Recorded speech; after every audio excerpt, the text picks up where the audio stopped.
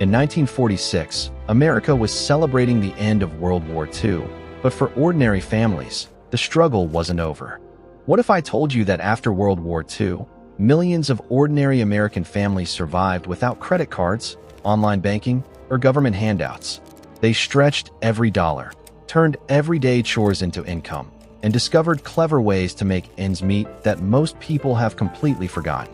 Some of these methods may seem strange today, but they helped build strong families and stable communities during one of the most challenging periods in American history. Stay with us until the end, because the final survival trick might surprise you, and it's a lesson that could still save you money today. If you enjoy forgotten history, old-school money wisdom, and the remarkable ways everyday Americans overcame hard times, don't forget to subscribe to Forgotten Hustle, like this video, and join us as we uncover the stories history almost left behind. 1. Growing food in the backyard. After World War II ended in 1945, grocery stores slowly became better stocked, but many families continued growing their own food because they knew how quickly difficult times could return. During the war, Americans had planted victory gardens to support the nation's food supply, and by the end of the conflict, millions of families had become skilled gardeners. Instead of giving up the habit, they continued planting tomatoes, beans, potatoes, carrots, lettuce, and corn in their backyards throughout the late 1940s and 1950s. Every basket of vegetables meant less money spent at the grocery store. Parents often worked in the garden after returning from work, while children helped water plants and pull weeds. Extra vegetables were canned for winter or shared with neighbors. What began as a wartime necessity became a smart financial habit that helped ordinary families survive while teaching children the value of hard work and self-reliance. 2. Saving coins in jars. During the years following World War II, many Americans had vivid memories of the Great Depression, when even a few pennies could make a difference. Because of those experiences, families rarely ignored loose change. Throughout the late 1940s and 1950s, it was common to find glass jars, coffee cans, or small tins sitting on kitchen shelves, slowly filling with pennies, nickels, dimes, and quarters. Every coin found in a pocket, on a dresser, or in a cash register went into the family savings jar. Children eagerly contributed their spare change, knowing those coins could eventually buy school supplies, groceries, or help pay utility bills. Although each coin seemed small, months of consistent saving often produced surprisingly meaningful amounts. Grandpa understood that wealth wasn't always built with large investments. It often started with the simple habit of never letting even the smallest amount of money go to waste. 3. Selling fresh eggs. Many American families kept a small flock of chickens in their backyards after World War II. During the late 1940s and 1950s, chickens provided more than breakfast. They also created an extra source of income. Hens laid eggs almost every day, and once the family's needs were met, the remaining eggs were sold to neighbors, local grocery stores, or roadside customers. Some children even walked around their neighborhoods carrying baskets of fresh eggs to regular buyers each week. Since store-bought eggs weren't always cheap, fresh local eggs were in high demand. Feed costs were relatively low, making this a practical way to earn extra money without leaving home. Families discovered that a small chicken coop could help pay household bills while providing fresh food at the same time. It was one of the simplest side hustles of the post-war years and became a familiar sight across rural and suburban America.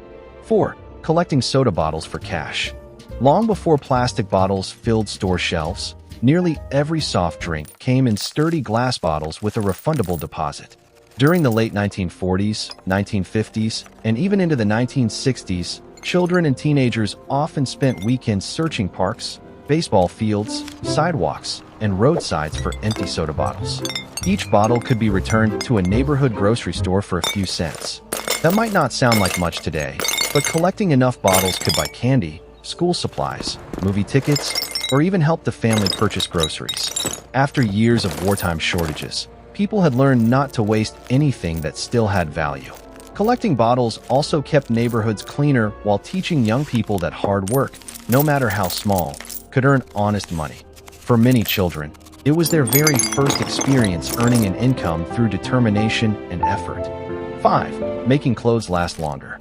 The end of World War II did not immediately fill stores with inexpensive clothing. Many families had become accustomed to rationing during the war, and those habits continued well into the late 1940s. Instead of buying new clothes every season, mothers carefully patched worn knees, replaced missing buttons, repaired torn sleeves, and let out hems as children grew taller. Older siblings passed clothes down to younger brothers and sisters, and winter coats often lasted for many years. Some women even transformed old flour sacks into dresses or kitchen towels, making the most of every available material. These practices weren't simply about saving money.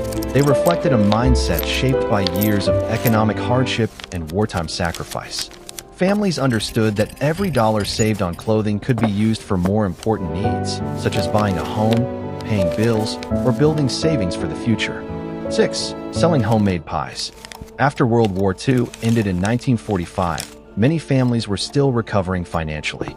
Although America's economy gradually improved, money remained tight for millions of households during the late 1940s and early 1950s. Many mothers and grandmothers turned their baking skills into extra income by making apple pies, peach pies, cherry pies, and fresh bread right from their own kitchens. They sold them to neighbors, church gatherings, local diners, and small grocery stores. Homemade food was trusted because it was fresh, affordable, and made with care. Some families even accepted advance orders before holidays like Thanksgiving and Christmas. A few dollars earned from baking could help pay utility bills, buy school clothes, or purchase groceries. What seemed like an ordinary pie on the kitchen table often became an important source of financial support that helped families slowly rebuild their lives after the hardships of the war. 7. Taking in laundry. Before automatic washing machines became common in every American home, washing clothes was hard physical work. In the years following World War II, especially during the late 1940s and 1950s, many women earned extra money by washing, drying, ironing, and folding clothes for busy neighbors or families without proper laundry equipment. Large metal wash tubs, washboards, clotheslines, and heavy irons were used every day. It often took hours to finish a single family's laundry, but the income helped cover household expenses during difficult times. Some women developed loyal customers who returned every week because professional laundry services were expensive or unavailable in smaller towns. This simple home business required little investment beyond determination and hard work. For many households, taking in laundry transformed ordinary household skills into dependable income when every dollar mattered. 8. Renting out a spare room. The end of World War II brought millions of soldiers back home, creating a serious housing shortage across the United States. Between 1945 and the early 1950s, many returning veterans and young families struggled to find affordable places to live. To help meet this demand, homeowners rented spare bedrooms, finished basements, or even converted attics into small living spaces. The extra rental income helped families pay mortgages, cover rising living expenses, or save for the future. Some renters stayed only a few months, while others became lifelong family friends. Sharing a home required trust and cooperation, but it allowed both the homeowner and the tenant to benefit during a difficult housing crisis. What might seem unusual today was once a practical financial solution that helped thousands of ordinary American families survive and rebuild after the war. 9. Cutting and selling firewood. Although electricity and natural gas became more common after World War II, many homes throughout rural America still depended on wood-burning stoves and fireplaces for cooking and heating. During the late 1940s and 1950s, cutting firewood became both a necessity and a source of extra income. Families gathered fallen trees, chopped logs into manageable pieces, stacked them neatly, and sold bundles to neighbors before winter arrived. Fathers often taught their children how to split wood safely using axes and wedges, turning it into a family activity. The work was physically demanding, but it required very little financial investment. Every load of firewood sold provided money for groceries, clothing, or household repairs. It was one of the simplest ways hard-working families transformed natural resources into steady income during America's post-war years.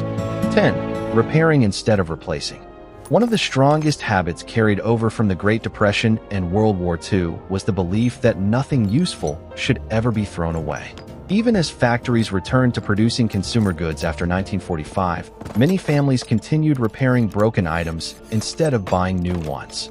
Shoes were resold, furniture was refinished, radios were repaired, bicycles were fixed, and clothing was carefully mended. Local repair shops thrived because people valued durability over convenience. Grandpa often spent evenings in the garage repairing tools, sharpening lawn-mower blades, or fixing household appliances that still had years of life left. Every repair meant money saved, and those savings gradually added up. More importantly, this mindset encouraged creativity, self-reliance, and respect for hard-earned possessions. Instead of replacing things at the first sign of wear, families learned to preserve what they already owned, helping them remain financially stable throughout the post-war decades. 11. Picking wild berries. Long before supermarkets offered fresh fruit all year round, many American families gathered food directly from nature. In the years following World War II, especially during the late 1940s and 1950s, while blackberries, raspberries, blueberries, and huckleberries grew along country roads, fence lines, and wooded areas across much of the United States. Parents often took their children berry picking during the summer months, carrying buckets into nearby fields and forests. Some berries were used to make pies, jams, and preserves for the family, while the extra harvest was sold at roadside stands or local farmers markets. Grocery prices remained a concern for many families rebuilding after the war, so every basket sold provided welcome income.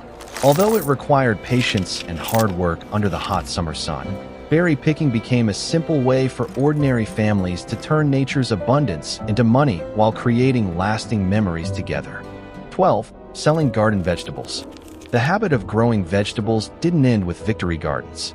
Throughout the late 1940s and 1950s, many American families planted larger gardens than they actually needed because selling the extra produce became an important source of income.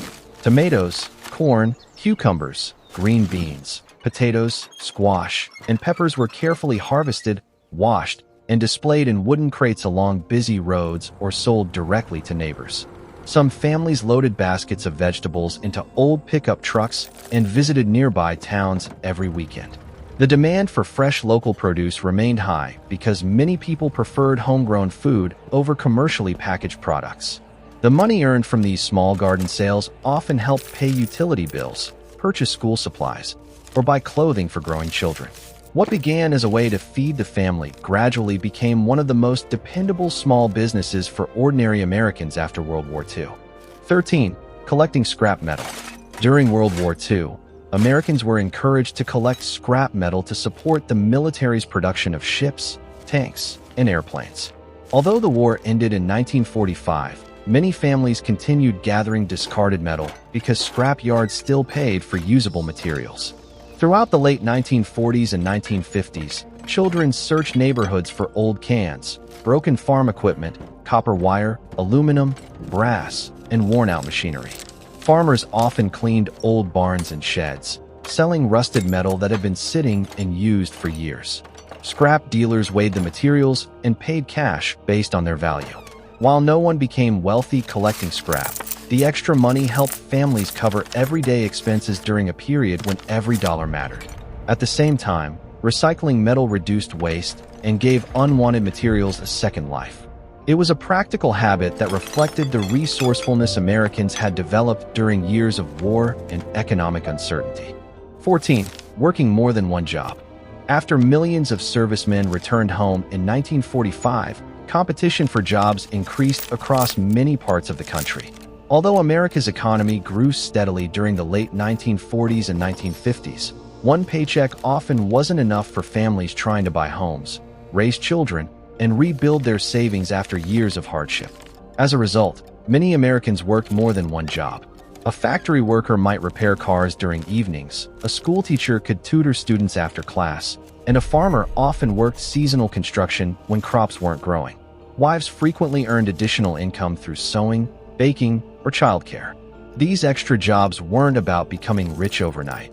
They were about providing stability and creating better opportunities for the family. Grandpa believed that honest work, no matter how small, was never beneath him. That willingness to work extra hours helped countless ordinary Americans gradually achieve financial security. 15. Keeping emergency cash at home. Even after banks became more stable following World War II, many Americans continued keeping emergency cash at home. The painful memories of the Great Depression and wartime uncertainty remained fresh, making people cautious about relying entirely on financial institutions. Throughout the late 1940s, 1950s, and even into the 1960s, it was common for families to hide money inside cookie jars, coffee cans, sewing boxes, dresser drawers, books, or locked metal boxes.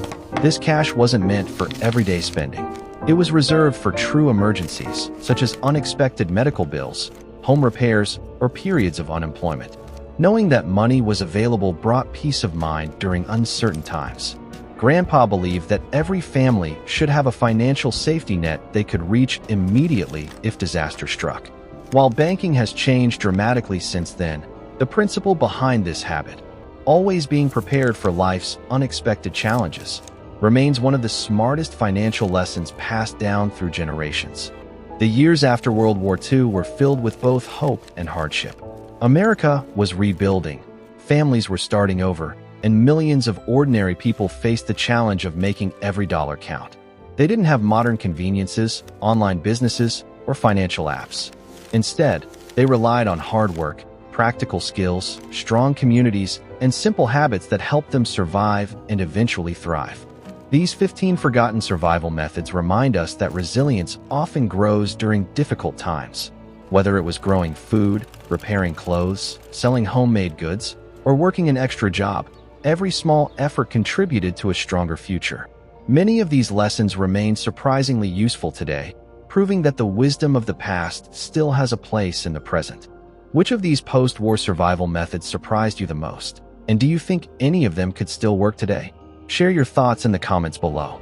If you enjoyed this journey into America's forgotten history, don't forget to like, subscribe, and join us on Forgotten Hustle for more stories about old-school money, timeless survival skills, and the forgotten ways ordinary people built extraordinary lives.